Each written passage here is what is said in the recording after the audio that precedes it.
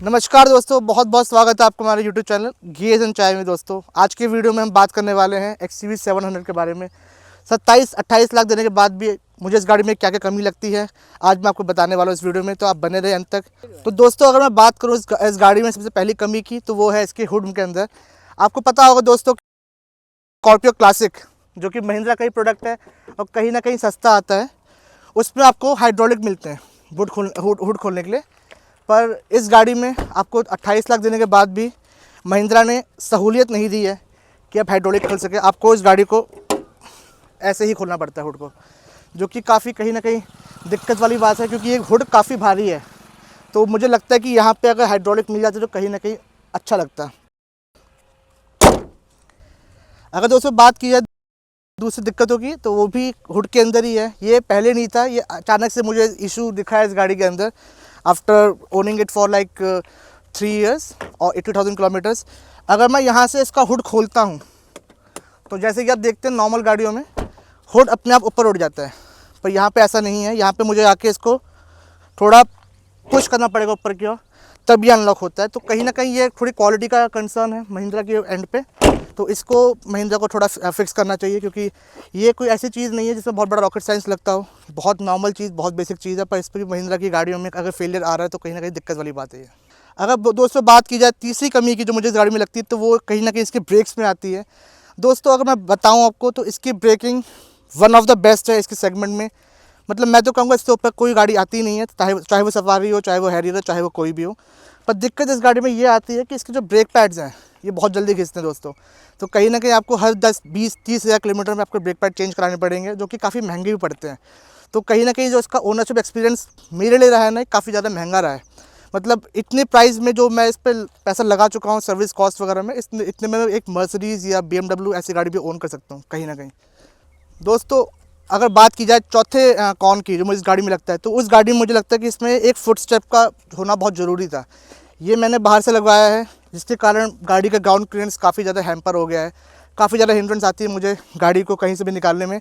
ये मैंने बाहर से लगवाया, इसके कारण ही मेरा जो यहाँ पे ड्यूरेबिलिटी का इशू भी है, ये थोड़ा फट गया है। हालांकि महिंद्रा ऑफ़र करता है इसका एक फुट स्टेप, जो कि 26-27 हज़ार रुपये का आता है। अगर कोई बंदा 28 लाख में टॉप मॉडल खरीद रहा है, तो एटलीस्ट 26 हज़ार रुपये की वो एक्सेसरी की जगह पे आप उसको कंपनी फैसिलिटी दे सकते हैं, ताकि बंदे को कहीं ना कहीं एक अच्छा एक्सपीरियंस मिले। अगर दोस्तों बात की जाए पाँचवें कौन की जो मुझे इस गाड़ी में लगता है, तो वो कहीं ना कहीं इसका रियर लुक है। मतलब गाड़ी काफ़ी बल्कि लगती है मेरे को, काफ़ी अच्छी लगती है, पर अगर मैं इसको कंपेयर करूँ टाटा सफारी से, तो वो कहीं ना कहीं ज़्यादा बेटर लगती है मेरे को एज अ होल प्रोडक्ट। और तो और इसमें जो रिवर्स पार्किंग सेंसर है वो भी केवल 2 ही आते हैं। मतलब मेरी सियाज में भी 4 आते हैं, वो बल्कि बहुत छोटी सब की गाड़ी है। मेरे सियाज में 4 आते हैं, पर इसमें केवल 2 ले रखे महिंद्रा ने। पता नहीं क्या 2 सेंसर और लगाने में पता नहीं कितना खर्चा आ रहा था, लगा देना चाहिए थे कहीं ना कहीं। छठे कौन की दोस्तों अगर मैं बात करूँ ना, तो वो कहीं ना कहीं इसका टेलगेट है। ये इलेक्ट्रॉनिक एक्सपेक्ट करेगा कोई भी बंदा, मतलब जो इतना पैसा लगा रहा है वो कहीं ना कहीं सोचेगा कि उसको इलेक्ट्रॉनिक टेलगेट मिलना चाहिए। मतलब आजकल सफारी में भी आ रहा है, पर महिंद्रा आज भी इसको मैनुअली दे रहा है। तो महिंद्रा को इसमें भी देखना चाहिए कि आदमी से अगर पैसा लिया जा रहा है तो उसको कहीं ना कहीं वैल्यू प्रोवाइड हो अच्छे से। अगर मैं बात करूं अगले कौन की, तो वो रहेगा इसका चाबी। मतलब ये टॉप मॉडल है, इससे ऊपर कुछ नहीं आता। ऑटोमेटिक की अगर बात की जाए तो बस ये टॉप मॉडल है, इसमें भी हमको फ्लिप की दे रहे हैं। Like Mahindra what is this. इस गाड़ी में कीलेस एंट्री है, इस गाड़ी में पुश बटन स्टार्ट है, सब कुछ है, कीलेस गो है, पर इसमें ये चाबी की हमको कोई रिक्वायरमेंट है नहीं। अगर चाहते तो चाबी को थोड़ा प्रीमियम बनाया जा सकता था। कोई बहुत बड़ा इस पर R&D लगता नहीं है, पर स्टिल अभी भी यही चाबी दे रहे हैं ये लोग। पता नहीं क्या सुधारेंगे, क्या करेंगे। ये चाबी आपको हर गाड़ी में मिलेगा, महिंद्रा थार में भी मिलेगी, स्कॉर्पियो एन में भी मिलेगा, क्लासिक में भी मिलेगा, और 700 में भी यही चाबी मिल रही है आपको। तो ये थोड़ा देखने वाली बात है दोस्तों। अब मैं अगर बात करूँ अगले कौन की, तो वो कहीं ना कहीं निकल के आता है यहाँ पे। ये इसका जो मिरर दे रखा है, मतलब आप 28 लाख की गाड़ी खरीद रहे हैं आज की डेट में भी, और आपको ये मैनुअली मिल रहा है। मेरे पास मारुति सियाज है, उसका भी मेरे पास बेस मॉडल है, वो गाड़ी 10 लाख रुपए की थी, उसमें भी यही आता है।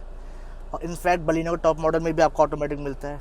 पता नहीं क्या इसमें लग जाएगा 400-500 रुपये का चीज़ लगाने में, कि क्या हालत ख़राब हो रही है। लगा दें तो आप भी थोड़ा सुखी रहे। तो ये भी कहीं ना कहीं कौन ही है इस गाड़ी का। अगले कौन की अगर बात करूँ दोस्तों, तो कहीं ना कहीं से गियर शिफ्ट में आता है। बहुत अच्छा गियर बॉक्स महिंद्रा ने लगाया इस गाड़ी में, पर कहीं ना कहीं मुझे कभी कभी फील होता है कि गाड़ी थर्ड गियर जाने में थोड़ा रेजिस्ट करती है, तो मुझे गियर में थोड़ा जान लगाना पड़ता है। तो कहीं ना कहीं मुझे लगता है कि यार इतनी प्रीमियम गाड़ियाँ बना रहे हो तो इसमें ये सब दिक्कतें तो नहीं आनी चाहिए। एक यही रीज़न है कि आज भी एक बायर टाटा या महिंद्रा जाने पे पहले बहुत बार सोचता है। तो अगर कोई आप पे ट्रस्ट कर रहा है तो इसको आपको ध्यान देना चाहिए, कोई बहुत बड़ी चीज़ नहीं है। होंडा मारुति सब देते हैं, किसी का गियर अटकता नहीं, आपका गियर क्यों अटकता है। उसके बाद दोस्तों अगर बात करी जाए तो मैं बात करूँगा पैसेंजर सीट की। ये सीट दोस्तों मैनुअली एडजस्टेबल आती है, मतलब 30 लाख रुपए की गाड़ी में भी आपको मैनुअली सीट मिल रही है। सफारी में आपको ये सीट इलेक्ट्रिकल मिलती है। इससे कोई फ़र्क पड़ता नहीं ज़्यादा, पर कहीं ना कहीं प्रीमियम टच ऐड होता है गाड़ी के अंदर, जो कि इसमें एब्सेंट है, क्योंकि इसमें इलेक्ट्रिकल सीट आती नहीं है। ये वाली सीट इसमें भली इलेक्ट्रिकल है, पर वो वाली सीट इसमें मैनुअल है। तो कहीं ना कहीं मुझे ये बहुत बड़ा ड्रॉबैक लगता है इस गाड़ी का। अगला कौन की अगर मैं बात करूँ दोस्तों, वो है इंफोटेनमेंट डिस्प्ले। बहुत अच्छी डिस्प्ले है, काफ़ी स्लीक है, सब कुछ है इसमें, सारे कनेक्टिविटी फीचर्स है, सब कुछ है। पर कभी कभी ये डिस्प्ले बंद हो जाती है। मतलब ये ऐसा बहुत बार हुआ है कि मैंने गाड़ी स्टार्ट कर दी है, ये यहाँ पे ब्लैंक है, ये यहाँ पे ब्लैंक है, गाड़ी चल रही है, कुछ यहाँ पे कोई डिस्प्ले नहीं आ रही है, तो मुझे गाड़ी खड़ी करनी पड़ेगी, मुझे गाड़ी से उतरना पड़ेगा, गाड़ी को लॉक करना पड़ेगा, 5 मिनट बाद आऊँगा तो वापस चालू होता है। तो ये बहुत छोटा ग्लिच है, पर इसमें कहीं ना कहीं महिंद्रा को देखने की ज़रूरत है कि यार इसमें क्यों ऐसा हो रहा है। ऐसा हम एक्सपेक्ट नहीं कर सकते इतनी महंगी गाड़ी से। अब अगर मैं अगले कॉन की बात करूँ तो कोई बहुत बड़ा कॉन नहीं है, पर मुझे लगता है कि फिट फिनिश का मामला है। ये जो इनका बैजिंग है पेड्रिनॉक्स की है, अगर आपको देखेंगे तो थोड़ा टेढ़ा हो रखा है। इस पर कोई हाथ नहीं मारता है, अपने आप टेढ़ा हो गया, ऐसे सीधा करना पड़ता है मुझे बार बार। तो कहीं ना कहीं मुझे लगता है कि यार ये सिंपल सा बैच को ठीक से प्लेस नहीं कर पा रहे हैं, तो गाड़ी को कैसे प्लेस करेंगे। तो फिट फिनिश कहीं ना कहीं गाड़ी में बहुत कमी है। जैसे यहाँ पर देखेंगे ए पे पे, तो यहाँ पे आपको थोड़ा गैप दिखेगा जो कि अनइवन है, और आप एक्सपेक्ट नहीं करेंगे ऐसी फिट फिनिश किसी भी प्रीमियम गाड़ी पे। उधर की और वो गैप एकदम ओके है, इधर थोड़ा अनइवन सा है। सिंस दोस्तों ये एक टॉप मॉडल गाड़ी है, इसमें 360 कैमरा आता है, तो अगर मैं इसका कैमरा ऑन करता हूँ तो ये कुछ ऐसा कैमरा है। अगर मैं गाड़ी को थोड़ा आगे बढ़ाऊँ तो आपको नोट होगा कि कितना लैगी कैमरा है ये। तो कहीं ना कहीं इसके थोड़ी परफॉर्मेंस और बेटर की जा सकती थी। हालांकि सॉफ्टवेयर अपडेट आने के बाद ही थोड़ा इम्प्रूव हुआ है। तो सोचिए जब मैंने गाड़ी लिया होगा तब इसकी क्या हालत रही होगी, जब इम्प्रूव होने के बाद इसकी ये हालत है। तो कहीं ना कहीं इस पर भी थोड़ा ध्यान देने की ज़रूरत है महिंद्रा को। और दूसरी बात, जो इसके अलग अलग व्यूज़ हैं, देखिए कितना मतलब काफ़ी ज़्यादा स्लीक सिस्टम है नहीं है। देखिए मैं इसको कब से डाउन स्वाइप कर पर हो नहीं रहा है, अब जाके हुआ। तो ये काफ़ी मतलब ओके से सिस्टम है, मतलब इतनी महंगी गाड़ी में एक्सपेक्ट नहीं करेंगे इस टाइप का सिस्टम होना। तो मैं बात करूँ अगले कॉन की, तो ये सिर्फ आईफोन यूज़र्स के लिए ही है। अगर आपके पास आईफोन यूज़र है तो यहाँ पे वायरलेस चार्जिंग कभी कर ही नहीं सकते। मुझे नहीं पता क्या दिक्कत है, चार्जर में दिक्कत है कि आईफोन में दिक्कत है। सैमसंग अच्छे से चार्ज होता है, आईफोन आप रखेंगे 2 मिनट चार्ज होगा, फिर अपने आप हट जाएगा। रीज़न आज तक नहीं पता चला मेरे को, क्या दिक्कत है क्या दिक्कत नहीं। तो कहीं ना कहीं इसमें भी महिंद्रा को देखने की ज़रूरत है कि इसमें भी सॉफ्टवेयर अपडेट अगर है तो करे, क्योंकि जो लोग यूज़ नहीं कर पा रहे हैं। दूसरी बात इसी से रिलेटेड है ये भी कि अगर आप हुंडई की गाड़ी लेते हैं तो उसके अंदर वायरलेस चार्जर के अंदर आपको वेंट्स मिलते हैं, जिससे कि गाड़ी में फ़ोन के नीचे आपको हवा आती रहती है। वायरलेस चार्जर में फ़ोन गर्म होता है, ये बात सबको पता होनी चाहिए। तो जो वो ठंडी हवा आती है तो जो फ़ोन गर्म हो रहा है वो ठंडा हो जाता है। तो कहीं ना कहीं फ़ोन की बैटरी हेल्थ भी इम्प्रूव होती है इससे। इसमें ऐसा कुछ नहीं है, इसमें ये फ़ोन इतना जल्दी गर्म होता है। ये अभी मेरा सैमसंग का फ़ोन यहाँ पे चार्ज हो रहा है, ये इतनी जल्दी यहाँ पे हीट हो जाएगा, इसको ये फ़ोन यूज़ करना लायक रहेगा नहीं आधे घंटे 1 घंटे बाद, अगर मैं इसको ऐसे चार्ज करूँ तो कहीं ना कहीं इस पर भी महिंद्रा को ध्यान देने की ज़रूरत है। एक और कॉन की बात की जाए दोस्तों, तो वो मैं कॉन तो नहीं कहूँगा, वो किसी भी गाड़ी में दिक्कत आ सकती है। मेरी गाड़ी में भी दिक्कत आई थी, ये पावर विंडो से रिलेटेड था। इसकी जो ड्राइवर साइड वाले पावर विंडो थी, ये अपने आप काम करना बंद हो गई थी। मैं इसको महिंद्रा के शोरूम में लेके गया तो उन्होंने कहा कि इसका रिकॉल आ रखा है पावर विंडो का।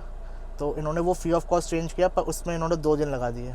मतलब मैंने गाड़ी पहले इनको दिखाई, इन्होंने इसका पार्ट नंबर ऑर्डर किया, वो पार्ट 2 दिन बाद आया, उसके बाद जाके कहीं ना कहीं इन्होंने मेरे को ये रिप्लेस करके दिया। तो कहीं ना कहीं मुझे लगता है कि यार पावर विंडो जैसी चीज़ में भी अगर आपकी गाड़ी में रिकॉल आ रहा है तो आप क्या ही गाड़ी बना रहे हो।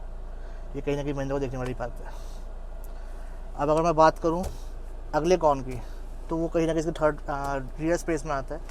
आपको पता होगा स्कॉर्पियो एन इससे थोड़ी मतलब सस्ती गाड़ी है, और ये उससे ज़्यादा प्रीमियम गाड़ी है। तो यहाँ पे जो रियर एसी वेंट्स ये रखे हैं, हालांकि वेंट्स बहुत अच्छे हैं, काम अच्छे से करते हैं, कोई दिक्कत नहीं है, पर यहाँ पे कोई भी फैंस कंट्रोल का नॉब नहीं दे रखा। तो अगर किसी को पीछे ज़्यादा गर्मी लग रही है, ठंडी लग रही है, तो उसको आगे से अपना कॉम्प्रोमाइज़ कराना पड़ेगा। वो अपने आप कुछ भी नहीं कर सकता कि नॉब को ऊपर नीचे अपनी स्पीड बढ़ा ले कि नहीं बढ़ा ले। और दूसरी बात जो मुझे लगता है कि इतनी बड़ी गाड़ी में ये प्लेसमेंट एसी वेंट्स की होनी ही नहीं चाहिए। ये सिर्फ महिंद्रा के लिए नहीं बोल रहा मैं, हर कंपनी के लिए बोल रहा हूँ कि यहाँ पे प्लेसमेंट ना देखें। अगर आप जैसे इनोवा में आता है ऊपर प्लेसमेंट होती है इवेंट्स की, तो वो काफ़ी कहीं ना कहीं ज़्यादा प्रैक्टिकल और ज़्यादा कंफर्टेबल लगता है मेरे को एज अ पर्सनल यूज़र। ये आप लोगों के लिए डिफरेंस हो सकता है, पर मुझे लगता है कि यहाँ पे इवेंट देने से कहीं ना कहीं एसी की जो इफेक्टिवनेस है वो कम हो जाती है, पीछे हवा ठीक से जा नहीं पाती क्योंकि काफ़ी बड़ा कैबिन है। जो अगला कौन है वो मुझे लगता है कि इसके स्पीकर्स के रिलेशन में आता है। इसके अंदर 12 स्पीकर आते हैं सोनी के, क्वालिटी बहुत अच्छी है अगर आप फ्रंट और सेकंड रो में बैठे हैं तो। पर अगर आप थर्ड रो में बैठे हैं तो बहुत बेकार क्वालिटी आती है, क्योंकि थर्ड रो में कोई स्पीकर नहीं है, केवल 2 ट्विटर और एक सबवूफर है।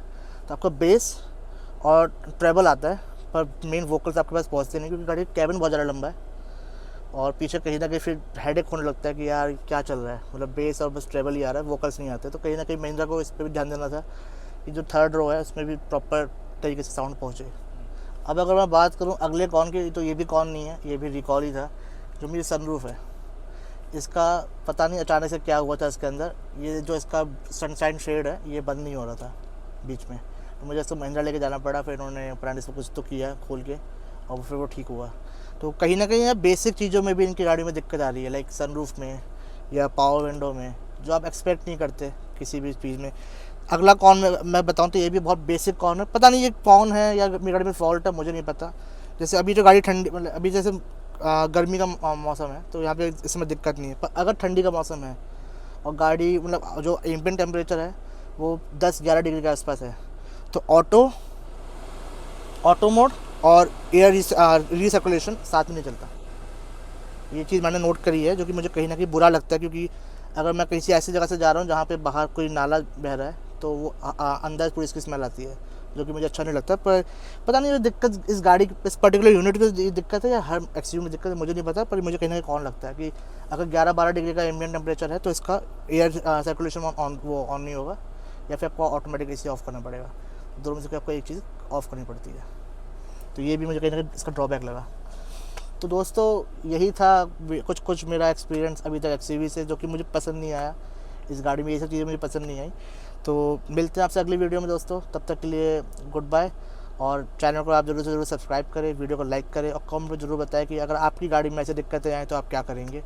बाकी ये ऐसा नहीं है कि इस गाड़ी में सब बुरा ही है, इस गाड़ी में अच्छी चीज़ें भी हैं, जिसके बारे में आपको मैं अगली वीडियो में बताऊँगा कि मुझे इस गाड़ी के बारे में क्या अच्छा लगता है और मैंने गाड़ी क्यों ली, और क्या मैं ये गाड़ी अब 2025 में लेना पसंद करूँगा या नहीं। तो मिलते हैं तब तक के लिए अगली वीडियो में।